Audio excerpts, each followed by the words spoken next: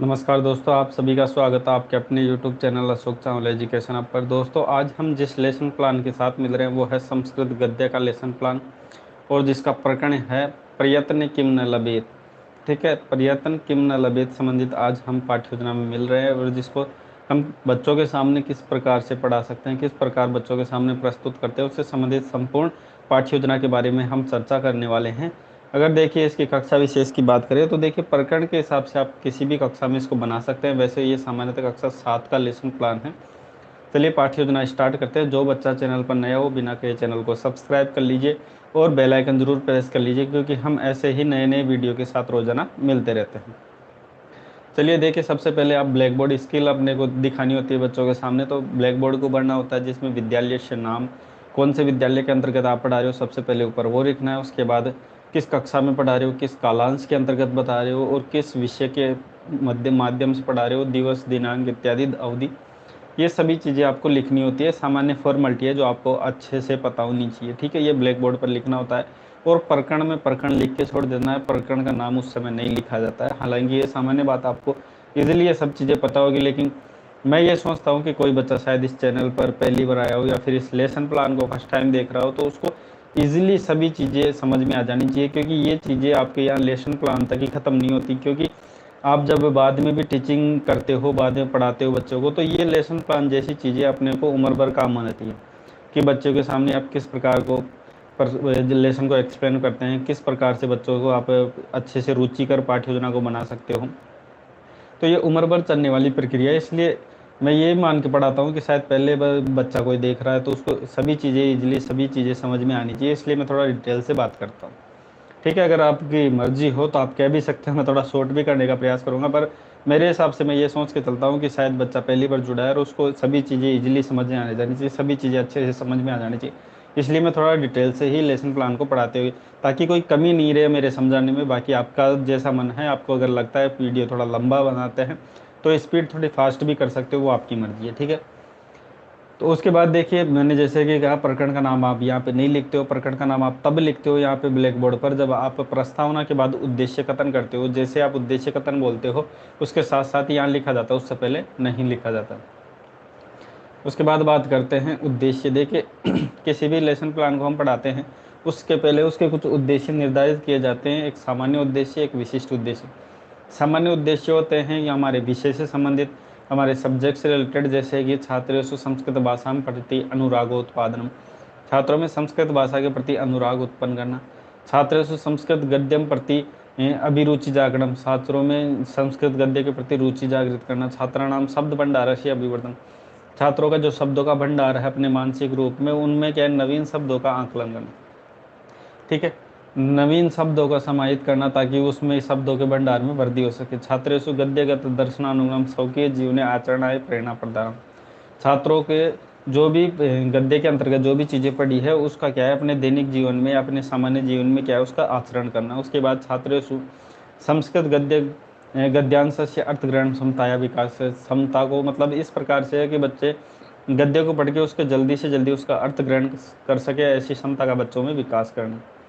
उसके बाद देखिए विशिष्ट उद्देश्य, इसमें क्या होता है कि छात्र अध्यापक द्वारा ऐसे उद्देश्य रखे जाते हैं जो हमारे प्रकरण यानी शीर्षक से संबंधित होते हैं। जिसमें पहला देखिए, सर्वे छात्रा प्रत्येक किम न लभेत विषय को जान सकेंगे। सर्वे छात्रा नवीन शब्दानम ज्ञान प्रदान, नवीन शब्दों का ज्ञान प्रदान कर सकेंगे। छात्रा प्रयत्न विषय ज्ञासंति, ठीक है, कि प्रयत्न यानी प्रयास के विषय में समझ सकेंगे। उसके बाद आगे बढ़ते हैं अगले बिंदु, जो कि है शिक्षण सहायक सामग्री, जिसे हम टीचिंग एड भी कहते हैं। इसमें देखिए छात्र अध्यापक को पाठ्य योजना पढ़ाते समय सहायक रूप में काम आने वाली सभी चीज़ें क्या कहलाती है, टीचिंग एड कहलाती है। जिसमें सुधाखंड आपका चौक हो गया, श्याम पट आपका ब्लैक बोर्ड हो गया, और मार्जनी आपका डस्टर हो गया, संकेतक आपका पॉइंटर हो गया, और आकुंचन फलक सामान्यतः आप जिसे लपेट फलक लिखते हैं, संस्कृत में उसे ही आकुंचन फलक लिखा जाता है। चलिए उसके बाद बात करते हैं पूर्व ज्ञान। देखिए किसी भी पाठ्य योजना को पढ़ाने से पहले बच्चों से उस विषय से संबंधित या उस प्रकरण से संबंधित पूर्व ज्ञान कितना है वो जान लेना आवश्यक है। उसी को पूर्व ज्ञान कहा जाता है। सर्वे छात्र सामान्यतः पर्यटन विषय सामान्य जानते हैं कि पर्यटन के विषय में सामान्य जानते हैं, तो बच्चा ये चीज़ें बताता है कि हाँ ये मैं सामान्य चीज़ें जानता हूँ। उसके बाद छात्र अध्यापक द्वारा अगला बिंदु रखा जाता है प्रस्तावना। इसमें क्या होता है कि छात्र अध्यापक एक कॉलम बनाता है, एक छात्र क्रिया कॉलम बनाता है।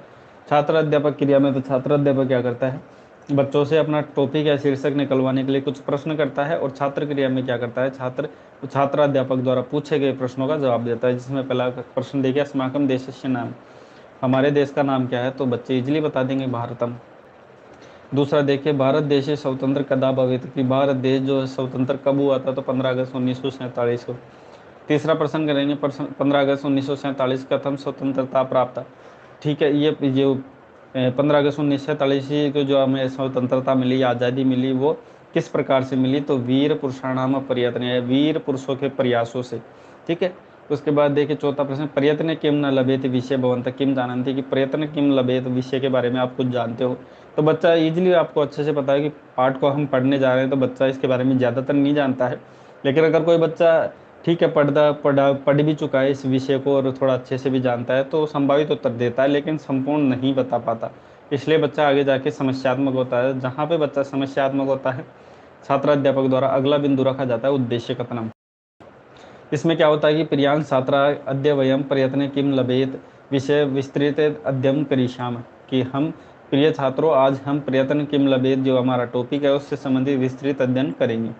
ऐसा कहते हुए छात्र अध्यापक करता है, अगला हमारा जो टॉपिक है उसका नाम लिखता है। उसके बाद छात्र अध्यापक क्या करता है, ब्लैक बोर्ड पर भी अपना क्या है कि जो प्रकरण खाली रखा होता है उसको भी फिल कर देता है। उसके बाद अगला बिंदु है प्रस्तुतिकरण में। इसमें क्या होता है, छात्र अध्यापक क्या है, पाठ को निकालने, यानी जो हमारी पाठ्य पुस्तक है उसमें से हमारा जो पाठ पढ़ने जा रहे हैं उसको निकालने के निर्देश देता है। सभी छात्र उस पाठ को निकालते हैं। उसके बाद देखिए अगला बिंदु है आदर्श वाचनम। इसमें क्या है, छात्र अध्यापक जो भी विषय वस्तु होती है उसको पढ़ता है और सभी छात्र क्या है ध्यानपूर्वक उसको सुनते हैं। ठीक है, मैं इसको ज़्यादा डिटेल से इसलिए नहीं बता रहा हूँ। देखिए सभी चीज़ें कॉमन हैं, आप हर लेसन प्लान के अंतर्गत देखते हो। ठीक है, तो उसमें आपको समझ में आ गया होगा कि ये सभी चीज़ें आपको इजीली कैसे लिखनी होती है। उसके बाद अनुवाचन। अब छात्र अध्यापक ने जो चीज़ आदर्श वाचन में पढ़ी है ना, छात्र अध्यापक ने उसी को छात्र अनुवाचन में पढ़ता है, ऐसा निर्देश देता है छात्र अध्यापक। कुछ छात्रों को ध्यान रखना है, इसमें किन्हीं छात्रों को खड़ा करके वो लेसन प्लान को पढ़ाया जाता है, यानी विषय वस्तु को पढ़ाया जाता है, बाकी छात्र उसको ध्यानपूर्वक सुनते हैं। उसके बाद अशुद्धि संशोधन। अब कुछ छात्र जो पढ़ते हैं उसमें क्या है कि कुछ ही शब्दों में अशुद्धियाँ भी कर देते हैं। उन अशुद्धियों को छात्र अध्यापक है ब्लैक बोर्ड पर लिखता है और उस अशुद्धियों का अशुद्धि संशोधन बच्चों के सामने, यानी बच्चों के संयोग से ही उनका शब्दों का क्या है शुद्धिकरण करता है। छात्र क्या है उसको ध्यानपूर्वक सुनते हैं। ठीक है, उसके बाद देखिए कठिन निवारण। इसमें क्या है कि अब छात्र कुछ शब्दों में क्या है कि उसमें कठिनता आती है समझने में, जैसे यहाँ विचलिता है तो विचलिता का बच्चा समझ नहीं पाता है कि इसमें अर्थ क्या होता है, या फिर बाला का देव इत्यादि जो शब्द है इसमें समझ नहीं पाता है कि इसका मतलब क्या है। तो वो काठिन्य निवारण छात्र अध्यापक बच्चों के सामने ही ब्लैक बोर्ड पर करता है। जैसे यहाँ पे कुछ जैसे किमपी का बच्चा नहीं समझ पा रहा है तो छात्र अध्यापक बताता है किमपी यानी कुछ भी, और उसका फिर अर्थ भी करके बताया किम और अपी इसका अर्थ है। उसके बाद विचलिता, विचलित का मतलब होता है विचलित होना, मन विचलिता जाता है यानी मेरा मन विचलित है, इत्यादि करके कुछ एग्जाम्पल यानी उदाहरणों के माध्यम से ये देख सकते हैं आप। यहाँ पे कुछ शब्द है जो कि लिए गए हैं, उनका फिर अर्थ भी बताया गया और उसके बाद वाक्य प्रयोग भी यहाँ पे किया गया है। मैं ज़्यादा डिटेल से इसमें सभी चीज़ें बताऊँगा नहीं, क्योंकि ये सामान्य चीज़ें हैं जो आप बस आपको कॉपी पेस्ट करके लिखना है। बाकी समझाने के तौर पर मैं एक उदाहरण के माध्यम से आपको समझाते रहता हूँ, बाकी सेम प्रोसेस होती है। उसके बाद मौन वाचन। ठीक है, अगर ये नहीं भी दिख रहा हो तो मैं बोल के बता देता हूँ। छात्र अध्यापक है सर्वान छात्रान मौन वाचनाएं निर्देश्यति स्वयं च कक्षाएं निरीक्षणम करिष्यति। इसमें क्या होगा, छात्र अध्यापक है सभी बच्चों को क्या कहता है कि आप मौन वाचन यानी मौन रहते हुए विषय वस्तु को दोबारा से पढ़े, और स्वयं क्या करता है कक्षा का निरीक्षण करता है। उसके बाद देखिए विचार विश्लेषण स्पष्टीकरणम से। इसमें क्या होता है कि छात्र अध्यापक एक ऐसा प्रश्न देता है जिसमें बच्चे की विचार शक्ति, तर्क शक्ति एवं कल्पना शक्ति का विकास होता है।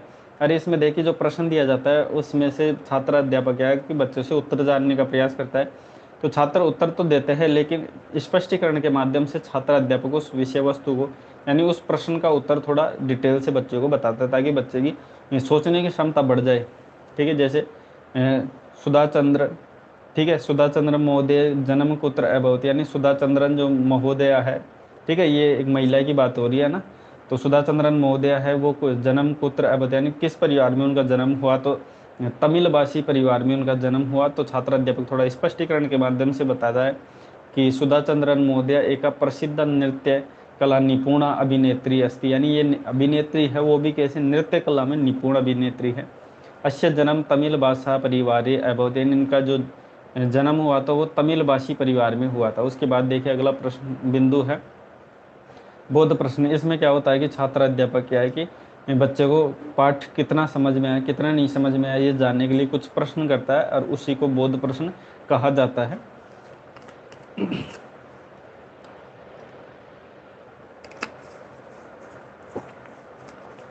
जिसमें देखिए पहला प्रश्न देखिए सुधा चंद्रन महोदया जन्म कस्मिन परिवारे अभवत, जो सुधा चंद्रन महोदया है उनका जन्म किस परिवार में है। जैसे हमने पढ़ा है कि तमिलनाडु तमिल भाषी परिवार में। उसके बाद देखिए सुधा चंद्रन महोदया कश्याम कलायाम निपुणा, किस कला में निपुण थी, तो वो नृत्य कला में निपुण थी, अभी हमने पढ़ा ही। उसके बाद देखिए मूल्यांकन प्रश्न। इसमें क्या होता है कि छात्र अध्यापक बच्चों से संपूर्ण विषय वस्तु को आधार मानकर कुछ प्रश्न करता है, जिसमें ये संपूर्ण प्रश्न करने का औचित्य यही होता है, छात्र अध्यापक का मुख्य उद्देश्य ये होता है बच्चों का आकलन करना। जिसमें पहला प्रश्न देखिए चंद्रशेखर टेस्ट स्पर्धासु कति विकेटम गृहीत, यानी जो ये चंद्रशेखर है ये क्रिकेट से संबंधित इनका संयोग रहा है। जिसमें देखिए इन्होंने बताया तो 242, ये संस्कृत में भी लिखा हुआ है, तो 242 इन्होंने क्या है विकेट लिए थे, ठीक है। उसके बाद देखिए चंद्रशेखर यानी चंद्रशेखर महोदय कस्मिन कला में अद्वितीय जाता, यानी किस कला में निपुण थे, तो ये स्पिन बॉलर थे, ठीक है। उसके बाद देखिए तीसरा स्टीफन हॉकिंस जन्म कदा अवध, जो स्टीफन हॉकिंस है देखिए ये सभी जो हैं अपने प्रयत्नों के आधार पर पहचान बनाई है इन्होंने, चाहे वो चंद्रशेखर हो चाहे स्टीफन हॉकिंस हो, ठीक है। ये सभी चीज़ें क्या है कि ये हालांकि ये लोग थे जो विकलांग थे, किसी ना किसी कारणवश विकलांग, लेकिन हार कभी नहीं मानी और बाद में जाके अपना नाम भी बनाया और बाद में सभी लोगों में चर्चित भी हुए। तो 8 जनवरी 1942 को इनका जन्म हुआ स्टीफन हॉकिंस का। चौथा देखिए स्टीफन महोदय कस्मिन अन्य नामना संबोधित, यानी किस नाम से और संबोधित, तो इनको आइंस्टीन बोला जाता था, ठीक है, क्योंकि इनका दिमाग बहुत ही अच्छा था। उसके बाद देखिए स्टीफन भौतिक शास्त्र कश्य विषयम अधिकृत्य शोध कार्यम कृतवान, यानी इन्होंने शोध कार्य भी किया था स्टीफन हॉकिंस ने, तो किस सब्जेक्ट के आधार पर किया, तो वो देखिए श्याम विहार यानी ब्लैक होल के नाम से इन्होंने किया था। उसके बाद देखिए हमारा अंतिम बिंदु जो कि है ग्रह कार्य। इसमें क्या होता है कि छात्र अध्यापक ऐसा प्रश्न बच्चों के सामने रखता है जिसमें संपूर्ण विषय वस्तु को आधार मानकर हो, और इसमें बच्चे की मुख्य रूप से ये ध्यान रखा जाता है कि बच्चा घर जाने के बाद इसका अच्छे से रिवीजन कर पाए, पूरी संपूर्ण विषय वस्तु का रिवीजन कर पाए, ऐसा प्रश्न इसमें रखा जाता है। जिसमें देखिए प्रयत्न किम न लभेत विषय से जीवन धारित, यानी जो प्रयत्न किम ने यानी प्रयत्न करने से क्या कुछ नहीं पाया जा सकता, इससे संबंधित विषय से संबंधित अपने जीवन में इसको धारण करना चाहिए। प्रयत्न विषय स्व विचारा लिखन, तो यानी प्रयत्न के विषय में प्रयत्न से क्या क्या संभव है या कौन कौन से असंभव कार्य भी संभव हो सकते हैं प्रयत्न करने से, इससे संबंधित आप स्व विचारा यानी अपने खुद के विचार लिख करके लेके आए। तो दोस्तों ये थी आज की पाठ्य योजना प्रयत्न की नलबे संस्कृत गद्य की पाठ्य योजना, जो कि यहाँ पे समाप्त। इसकी PDF की लिंक आपको डिस्क्रिप्शन में देखने को मिल जाएगी। जो बच्चा नया हो चैनल को बिना कहीं सब्सक्राइब कर लीजिए और वीडियो को जाते समय ज़रूर लाइक करके जाइए, ठीक है। ये मेहनत आपके लिए करते हैं तो इतना तो बनता ही है। और उसके बाद देखिए जो बच्चा नया लेसन प्लान चाहता हो या फिर नए टॉपिक या विषय पर लेसन प्लान चाहता हो, तो वो देखिए हमारे व्हाट्सअप नंबर है, यहाँ पे आप विषय वस्तु भेज सकते हैं और जल्दी से जल्दी वो लेसन प्लान आपको हमारे चैनल अशोक चावला एजुकेशन के माध्यम से प्रोवाइड करवा दिया जाता है। तो दोस्तों आज के लिए इतना ही, मिलते हैं ऐसे नई रोचक पाठ्य योजना के साथ नेक्स्ट वीडियो में। वीडियो देखने के लिए आपको बहुत बहुत धन्यवाद।